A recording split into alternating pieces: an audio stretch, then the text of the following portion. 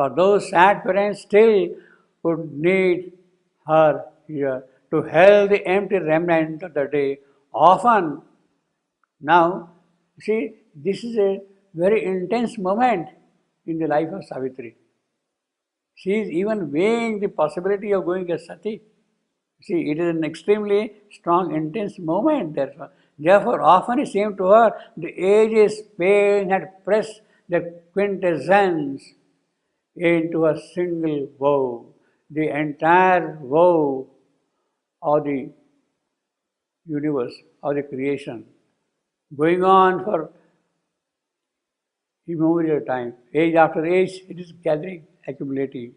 And it is all that pain had now got gathered into her pain, had pressed their quintessence into her single woe, concentrating in her a tortured world. So that is the kind of an identity Savitri is realizing with the world. Yes, the world is tortured world. She is also feeling now that kind of an anguish in her soul. What about this world? How can I go away from this world? What about that bond of oneness, of love, which she is holding with her Ruchi? Thus, so that conflict is there of going as sati or staying back for the sake of this tortured world. That conflict is there in her soul. Thus, in the silent chamber of her soul. So, what is the issue? What is the way out? What is the resolution for that? Savitri does not argue at all anymore. She retires into a silent chamber. She steps back into the depths of her soul. Last time I told you, Savitri enters into her house of meditation. So it is in that silent chamber she is going back now. Now this is again very, very remarkable. It is really yogic that in this intense moment of anguish, of conflict, she is able to retire from everything and step into the silence of her soul. Cloistering her love to live with secret grief, she dwelled like a dumb priest with hidden gods, unappeased by the wordless offering of her days, lifting to them her sorrow like frankincense, her life the altar, herself the sacrifice. So, frankincense, she is offering that incense to the fire. Her life itself has become that kind of a thing. Her life, the altar. Now, in fact, this sacrifice, this burning of Savitri is really the glorious aspect of she going as sati. She has made the inner sacrifice and she has offered herself totally down from within to the divine fire. Her life, the altar, herself the sacrifice. So this is in fact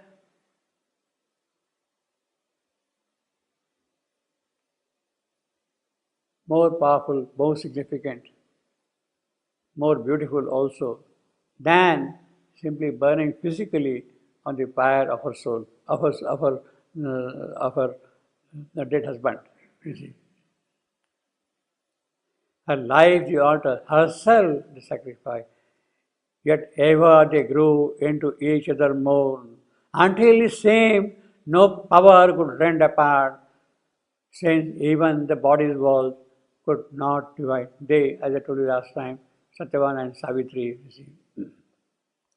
Savitri is considering all the possibilities and they are becoming more and more united in a different way, in an occult way.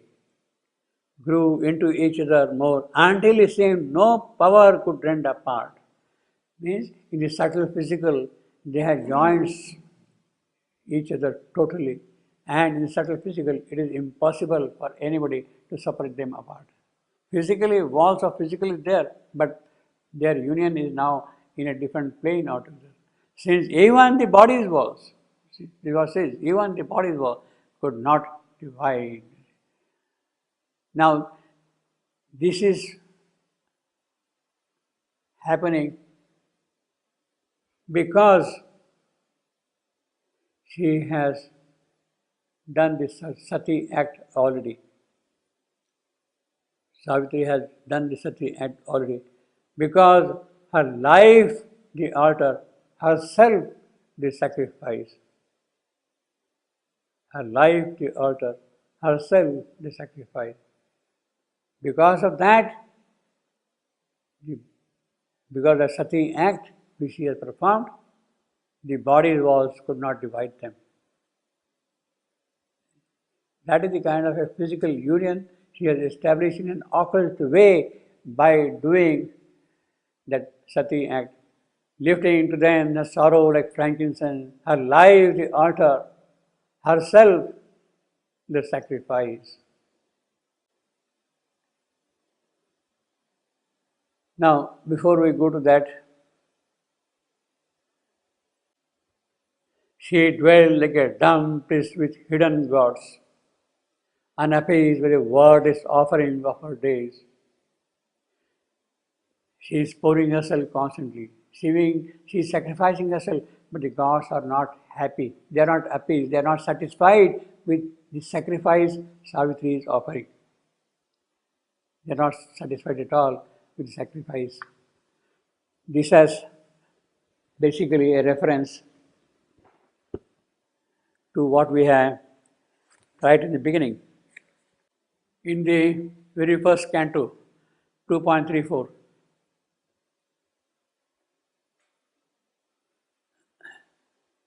see, now he has already described that situation of Savitri right in the first canto, what we are now seeing here. In Book 7, Canto 1, what we are saying, he has described that thing already in the very first canto itself, Savitri's condition. Her house of nature felt an unseen sway, illumining swiftly for life's darkened rooms.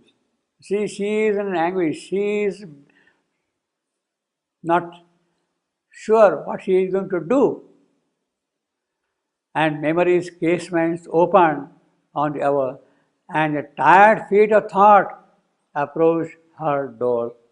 Tired feet of thought, he says. There he speaks of silent chamber.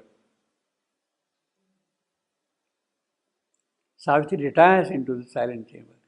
The thoughts are now tired of coming again. What to do, what to do, what to do. They are stopped now, you see. And the tired feet of thought approached her door. And then with that, what happened then? When there is no thought at all, then all came back to her. Earth and love and doom. In a silent chamber, all came back to her. Earth and love and doom. Earth, because of her concern for the evolutionary growth here on earth. Earth symbolizes that, you see. Love, the divine presence who is in the grip of death. Doom, death himself standing there. The shadow of the inconscience, of the utter void. They are standing there. They are all coming. See, now these are absolutely cosmic powers. Earth, love, doom. They are now meeting Savitri here. Savitri as the individual. In other words, she has already grown to that stature that the basic elements of the cosmic creation have entered into a reckoning. The ancient disputants, you see, they have been there ages long, right from the beginning of this creation. Ancient disputants. Answer her like giant figures wrestling in the night, wrestling in the night. Savitri is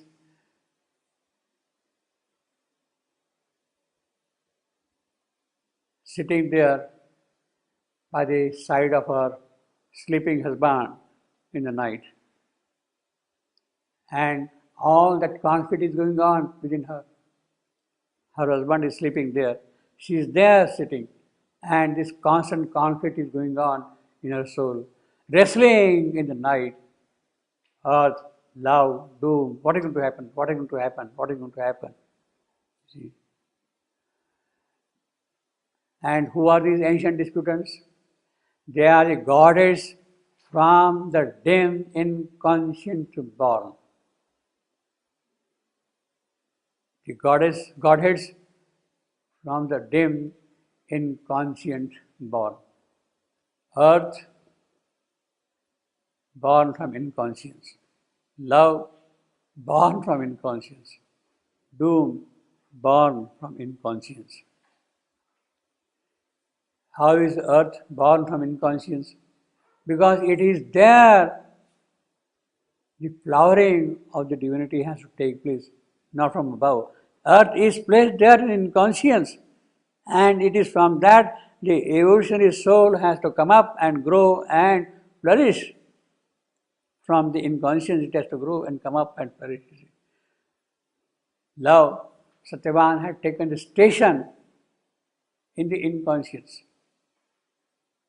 He is there. The moment the separation between the four powers and the divine took place, the separation, the origin of this creation, then the void was seen and the divine plunged himself into the void, and that is what the mother says, the avatarhood of Satyavan. When the separation took place from the divine, then the divine himself plunged into that void and stationed himself in the void, and that is what is Satyavan in the void. Therefore, he is a Godhead born from the inconscience. And doom, of course, death is coming from that place itself. Like giant figures wrestling in the night, the goddess from the dim inconscient born awoke to struggle and the pang divine. That is what Savitri is experiencing now. The quintessence of the entire world's anguish, woe, is now in her soul. In her soul. And that is the pang divine, the divine pang is it. The divine pang, because the divine himself is feeling the suffering of this particular process. And Savitri is identifying herself with that divine pang. You see. It is that intensity of identification of Savitri with the divine pang which takes her further in her works. There you see. That is what we are seeing now in the first canto of the seventh book. And in the shadow of her flaming heart, at the somber center of the dire debate, the debate, the conflict between Savitri and death, which will take place later on. A guardian of the unconsoled abyss. Guardian of the unconsoled abyss. He is death. He is not going to get consoled. Howsoever you may like to please him, howsoever you might like to sacrifice, whatever you might like to sacrifice to him, he is not going to get appeased. He is not going to get pleased at all, you see. A guardian, and he wants to hold it on because that is his, so to say, job. To present the maximum, the utmost, the most powerful kind of antagonism that is possible against the divine. Inheriting the long agony of the glow, a stone still figure of high and godlike pain. Godlike pain. So that pain itself now has taken that godly shape. Pain, P capital. A stone still figure of high and godlike pain stared into space with fixed regard. So that godlike pain is now looking into the eyes of Savitri. Into the pain. Stared into space with fixed regardless eye that saw grief's timeless depths but not life's goal. It knows, it sees one part of it, but not the goal of this life at all. See. Stone still figure of high godlike pain. That is what Savitri is experiencing here now in the music form. That sorrow grieves timeless death, but not life's goal. Afflicted by his harsh divinity, yes, he is very cruel. Yet he is divine. There is a kind of a purpose behind that, so to say. Bound to his throne, he waited unappeased the daily oblation of her unwept tears. She is not really weeping, the tears are not really flowing. They are there, her eyes are filled with tears. And she is pouring those tears, but this gentleman is not happy at all. He is not appeased, he is not satisfied at all. Unwept tears. She is constantly pouring that thing. All the fierce question of man's hours relived. So that is what has happened in the case of Savitri. All the fierce question of man's hours.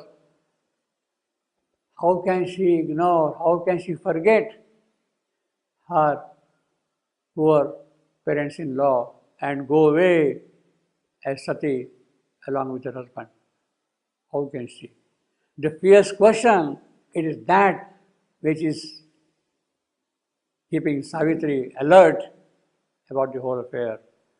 Man's hours relieved, the sacrifice of suffering and desire, earth offers to the immortal ecstasy, began again beneath the eternal hand.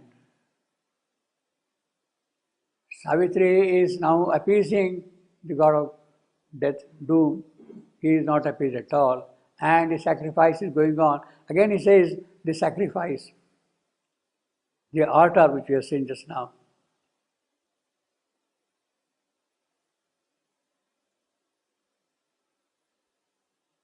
Her life an altar and sacrifice, you see.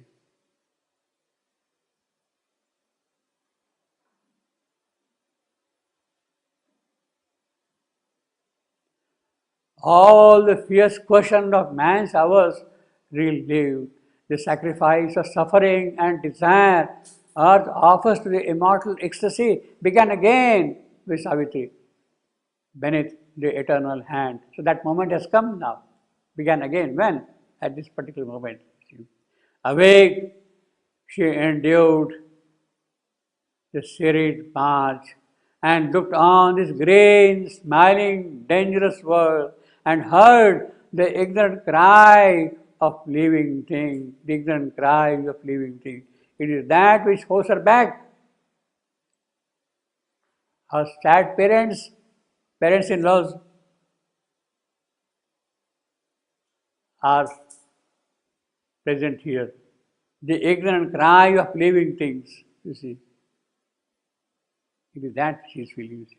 Amid the trivial sound, the unchanging scene, her soul arose, confronting time and fate. So it is at that moment now, Savitri is waking up, getting up, and things are happening here.